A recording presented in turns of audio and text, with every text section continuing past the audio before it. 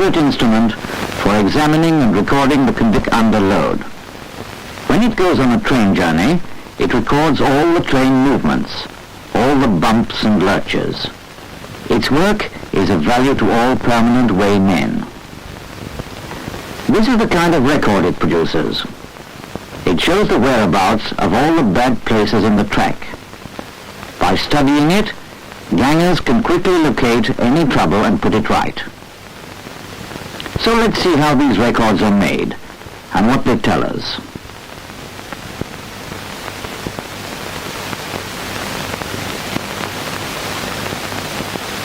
Here is the paper on which the record is plotted. It passes underneath the roll of carbon paper on this drum. The recorder has 7 pens which press through the carbon onto the paper to make the record. The recorder is driven by a clockwork motor.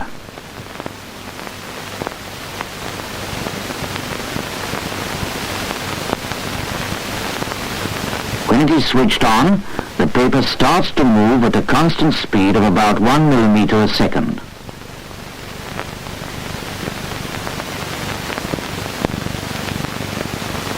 Connected to the recorder is a push button, which works the first of the pens, the location pen.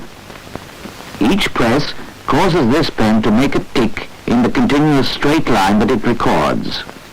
You could have a tick for every quarter-mile post, 4 ticks for every station, and so on. So you always know where any bit of the record was made.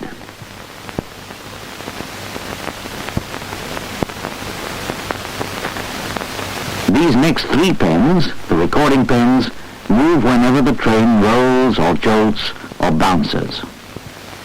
The recording pens are connected to damped pendulums. If a pendulum moves in relation to the frame of the instrument, then the pen connected to it will move. This pendulum is affected by the rolling of the train. It works in combination with this one, the braking and acceleration pendulum. Together they operate this pen, which records rolling and acceleration. These 3 pens are not recording pens. They simply draw 3 straight lines, the datum lines. This pen in front records the side-to-side movements and is operated by this pendulum.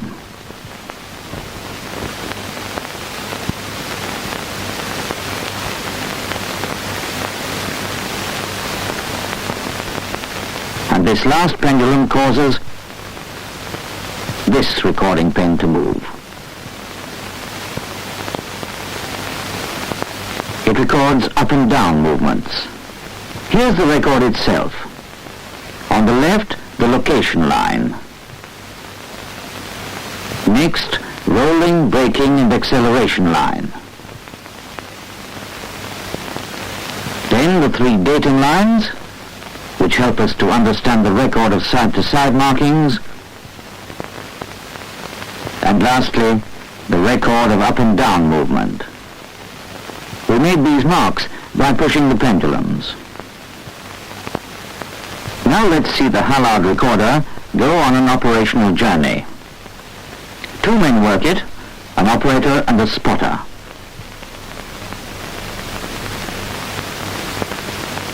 They usually put the recorder in the last coach but one, over the trailing bogie. It stands on the floor in the middle of the coach.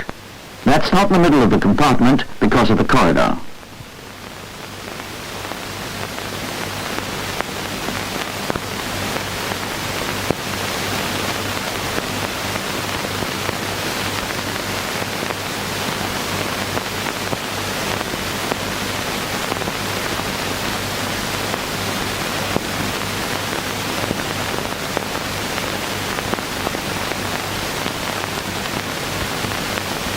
The operator winds up the clockwork motor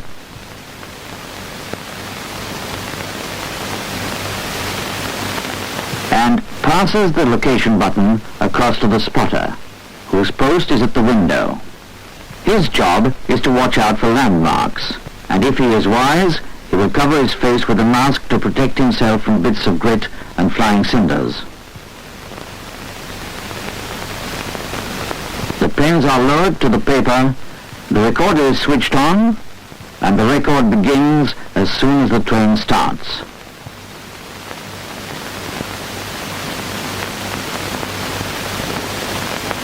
The instrument is recording every movement of the train.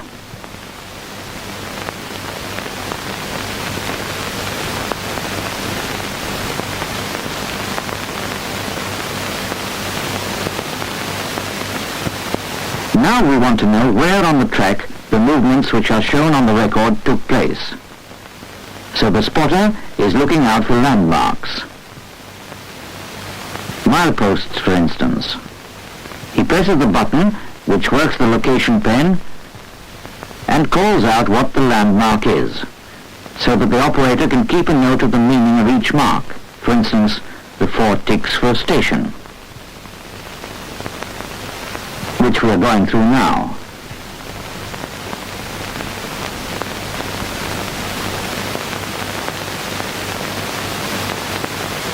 A tunnel is registered by a series of ticks.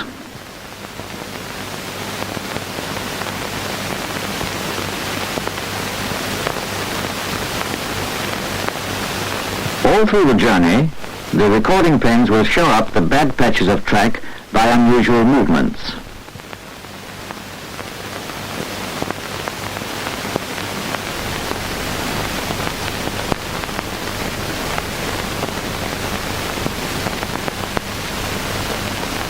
Now the vertical movement pen on the right is very active. The side-to-side pen is also quite busy. The 3 datum pens stay still all the time. There shouldn't be much braking and acceleration on a non-stop run, so that pen should have little to do during the journey.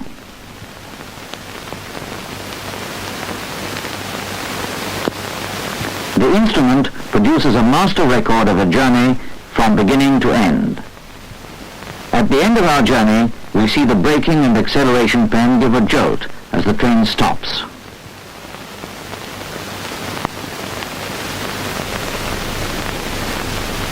Now we've got a record of the condition of every foot of the track on this run. That's how the Hallade recorder does its job.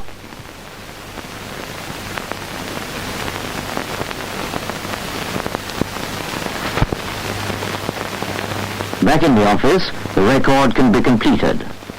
The operator fills in all the details: station names, mileposts, signal boxes, and so on.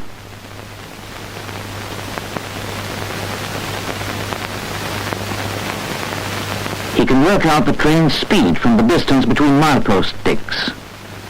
This is the master record. Prints are taken from it.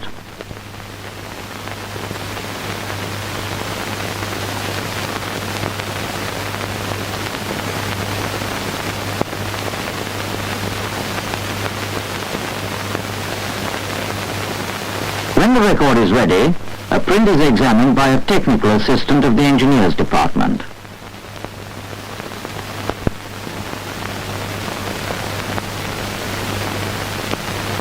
At first, with the train accelerating, little happened. Passed the first milepost, and still there was nothing very unusual. But later, the pen that records vertical movements began to move about a lot, showing trouble of some sort, most probably caused by badly packed sleepers or by a low joint. Now what about these markings? They were made by the side-to-side pen and show trouble caused by bad gauging or bad alignment. It is the ganger's job to locate and check the trouble before the gang itself sets out to correct the faulty track.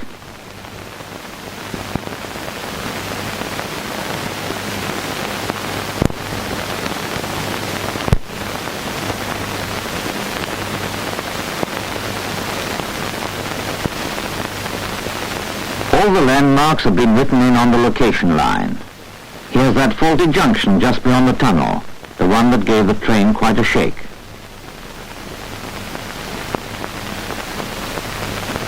There was another junction which, as the record shows, the train went over smoothly. And in fact, a well-maintained junction does not cause unusual movement. The very small pen movements along here show a good section of track. Just beyond the station is a bad patch of side-to-side movement. Here in the acceleration and braking line is where the train stopped. That's how the Hallade record shows up the good places and the bad places and gives you an idea of what sort of trouble to look for. The record goes to the district and so to the permanent way inspectors and gangers. In the end, it comes down to the men on the job. They're the people who have to maintain the track to the highest possible standards.